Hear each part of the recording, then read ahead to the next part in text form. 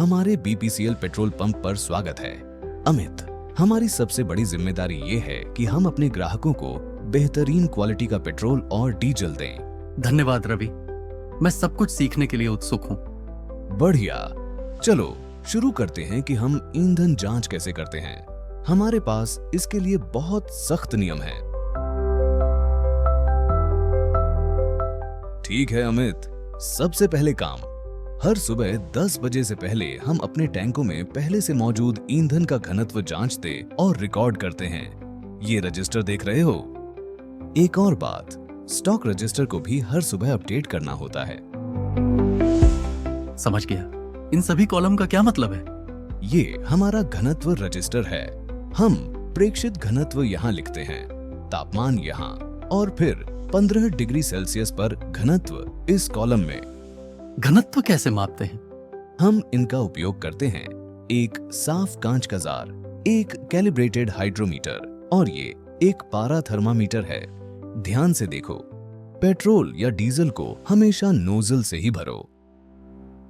तुम हाइड्रोमीटर को इस तरह ईंधन में सावधानी से डालते हो। अब एक बहुत जरूरी बात, पैरेलैक्स त्रुटि मत करना।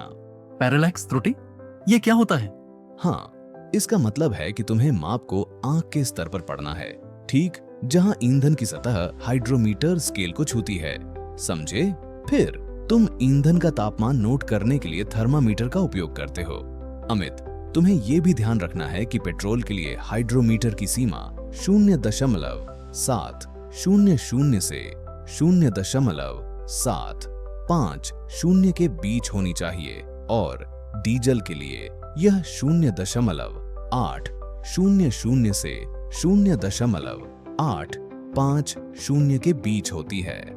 एक बार जब तुम्हारे पास ये रीडिंग आ जाए तो तुम उन्हें रजिस्टर में लिख लेते हो। फिर तुम ASTM रूपांतरण तालिका का उपयोग करते हो। उदाहरण के लिए, अगर 25 डिग्री तापमान पर हाइड्रोमीटर घनत्व को 724 दिखा रहा है, तो हम ASTM टेबल देखकर पता लगा सकते हैं कि 15 डिग्री पर घनत्व कितना होगा, जो इस उदाहरण में 733 है, और उसे भी नोट कर लो।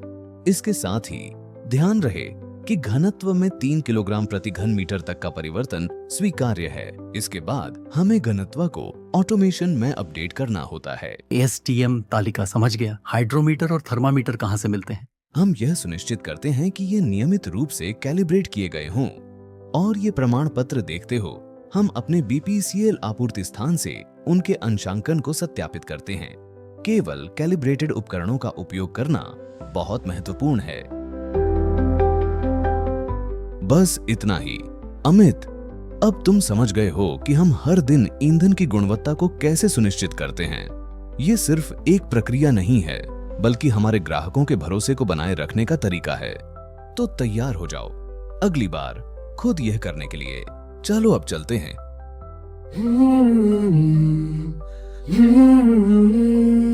हम भारत पेट्रोलियम है।